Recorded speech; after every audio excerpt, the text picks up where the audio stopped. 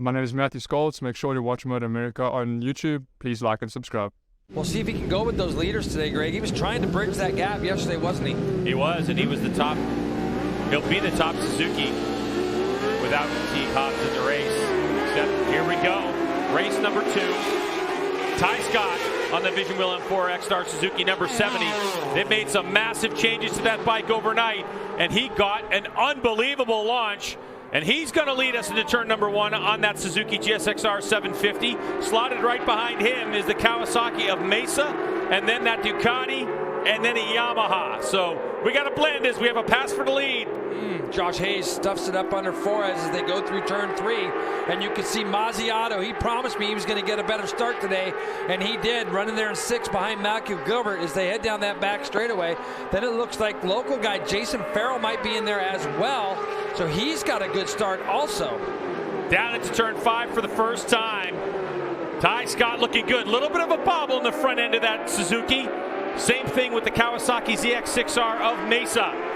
Well, we got a bike down the back. That would be Tropkov, who's fallen in turn 5. I just recognize the body work there, so. All right, Jay, now we're getting closer to a section of the racetrack where Mesa had told us today in a conversation with him where the Kawasaki is the greatest. As Hayes goes up the inside, so he'll take over the spot from Ty Scott for the moment. Into the carousel they go. Now this is the trouble spot for the Kawasaki ZX6R. It's famously known for years and years and years that the ZX6R at speed, a long time on the edge of the tires, got a little bit of a chatter problem. And you can see that Hayes is able to suck right up onto the back of him. And now it's this 1-2 fight, and here comes Flores in 3rd place. He's trying to close the gap. I was going to say, you could tell that R6 didn't have a problem to that carousel, could you? And talking to Mesa today, Greg and I ran into him earlier, and we did talk about that chatter. But the other thing he talked about, Greg, that was really interesting is, you know, everybody thinks that these riders are just, they put in their time, and they're just this good now. He was talking about something he was doing as a rider that he caught himself doing, and that was not looking up the track far enough, especially in braking zones. He caught himself looking kind of directly in front of him, and he said this morning he went out there, saw that he was doing it, thought about it, and adjusted himself and made that change. He went 17-1 this morning. Xavi Flores 17-1. Tyler Scott 17-2.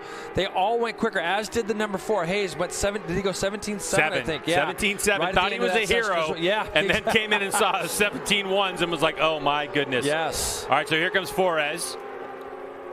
He'll draft and pass on the Warhorse HSBK Racing Ducati. Great overhead shots from our Lucas Oil camera there. And now Flores is going after the Tytler's Cycles Kawasaki ZX6R. So we have Kawasaki from Ducati, from Yamaha, from Suzuki, and Suzuki. And the one thing I noticed there is Flores got off of turn 3 very well.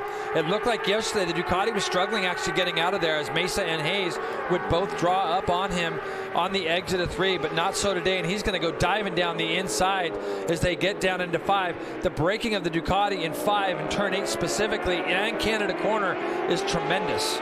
I mean, the trust in the front tire. This is Flores' first go on Dunlops in over a dozen years here in MotoAmerica, and he's getting used to them pretty fast.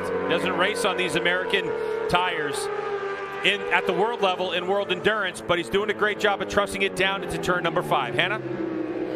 Talking to Josh Hayes this morning, he was really hoping to improve on yesterday. I said, what's it going to take from you? And he said these opening laps are crucial for him. He needs to make sure he positions himself correctly so that he's able to get in there and fight as much as he can. He's not sure if he has the pace to be in the draft and utilize that to his advantage, but he wants to put as much pressure on this lead group and hopefully force someone into a mistake. As far as the bike goes, it felt improved this morning, and they did make a bit of a gamble with gearing. He's not sure how it's going to play out for this race. 2nd, 3rd, and 4th gears, he said it could help him, but it could work against him. And finding these lap times and finding ways of adjusting during the race, even as tires go off, his experience has shown through that he's capable of always finding himself in that lead at the front, at the end rather. Lucas Oil helicopter shots from overhead as Mesa eases on by Josh Hayes. All the while, it's that Ducati of Xavi Flores just kind of continues to lead the way and eke his way through in a 17.452. Mesa on the 37. Josh Hayes, Squid Hunter Racing, Yamaha R6. And Mazziato is going to park it and do the right thing. Yet. He doesn't know yet. That's all. He's frustrated because he doesn't understand why he's getting that flag. They're going to come over and tell him. Obviously, it didn't feel like there was any power loss. When they did test here, the weather was so much different, Greg, that the teams that didn't test here heard some of the reports back from a few of the riders because they were 4 or 5 seconds off that pace. As you see Ty Scott now trying to make that move on Josh Hayes down the front straightaway. And the thing that you got to remember is that they came in here not really knowing what was going on. 2:16.707. Now they're going over a second quicker than they did yesterday. Keep in mind, top of the telecast, we told you how Stefano Mesa in warm-up this morning shattered the track record at 2:17.103, and Forés has already gone 16.7, a couple of 16s for both these riders. Both riders take a look over their shoulder. Xavi Forés decides, I'm going to let you lead a few laps now. We've pulled away from the others. Independently, they both look back. Like when Mesa was looking back, Forés wasn't. As soon as Mesa turned around, Forés was looking back. So they both look back. They see there's a gap. Yeah, that's 100% right. When you keep coming by and you're going, okay, I just went 16.8 and it still says +0, and I'm going. So that's exactly what you're seeing, because as he goes back past now down into turn 5, maybe that little one run that he did coming up the straightaway was enough to convince him that either A, I can't do it, or I can lead out of the last corner and possibly still win this race. You would understand how much more speed he has. Yeah, you can see back here on the left. But the other thing you've heard Xavi say a couple times this year is he's starting to pull away on the right-hand side of our screen. That's as big a gap as we've seen. I'm just saying, look at the bubble. Like, just look at the profile of the rider. Aero makes a huge difference, especially in the Supersport class. But he can do it. The GSXR 750, Jay, when I talked to Jake Lewis about the variety of motorcycles, if you sit in the cockpit of the R6 versus the GSXR 750, Xavi Forés showed up to MotoAmerica.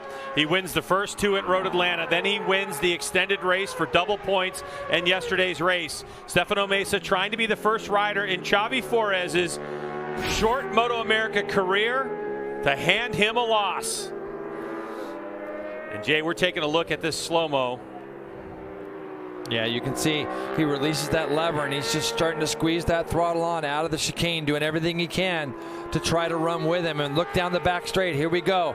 Now this is the key. He's got to get as close as he can, Greg, and then he's got to try to bulldog his way through these next 5 or 6 turns and try to stick on the back of Forés the best he can.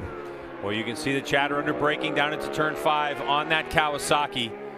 And Forés so smooth with that Ducati. The strength Forés was telling me about this V2 has just been under braking. The smoother and harder you can brake, the better this chassis works. Listen to that V-twin growl as Forés gives it full throttle. This is the final lap of Supersport race number 2. Now we're going to get into the carousel. This is where Mesa's been losing his time. And he's going to push as hard as he can, but when you ride with chatter, the front end chatters, just like if your jaw does when you're cold. That's why we call it chatter.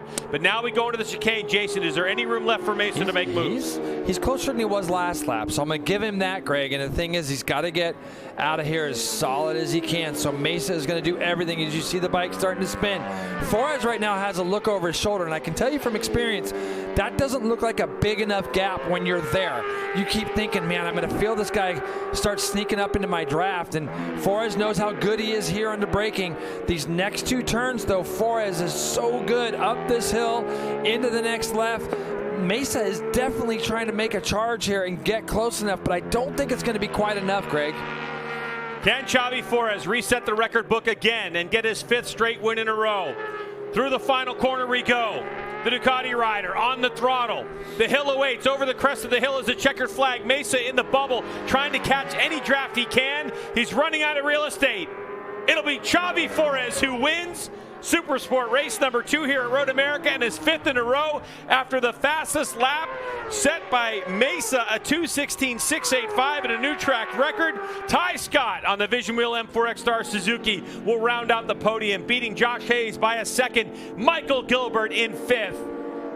Again for Gilbert, and CJ LaRoche crashes himself out of 10th place on the final lap. That is a heartbreaker for the number 20, CJ LaRoche, on the Northeast Cycle Outlet Racing Yamaha R6.